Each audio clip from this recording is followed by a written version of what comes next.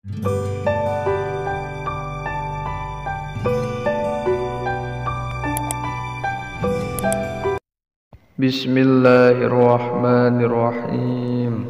Alam dunia geus paciweun, bencana datang ngeureuyeun, nu maksiat beuki macet, nu ibadah beuki eueuh.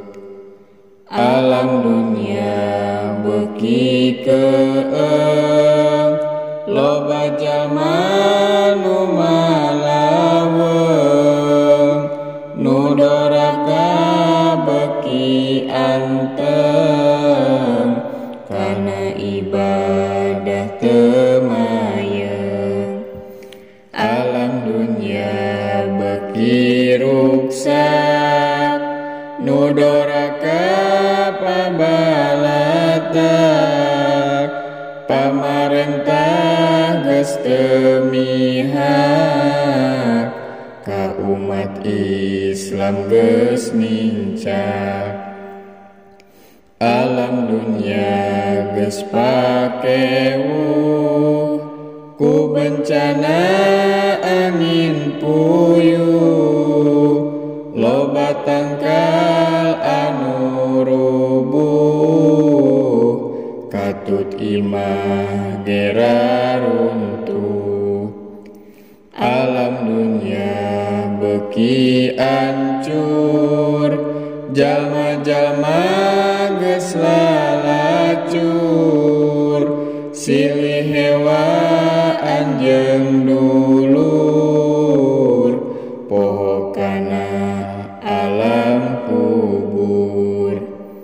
Alam dunia beuki poek, geus loba jalma nu fasik, umat Islam silih ledek, ka ulama wani ngadek.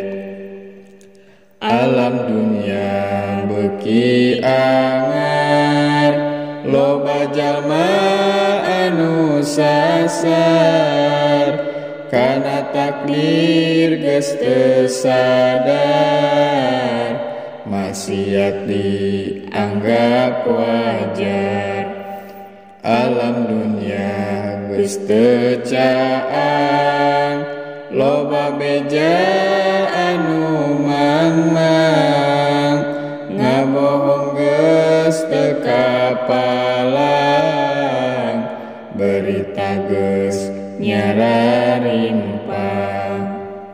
Alam dunia geus teu angger, loba jalma anu lieur, ka pasantren beuki minder, kana sholat ngabalieur.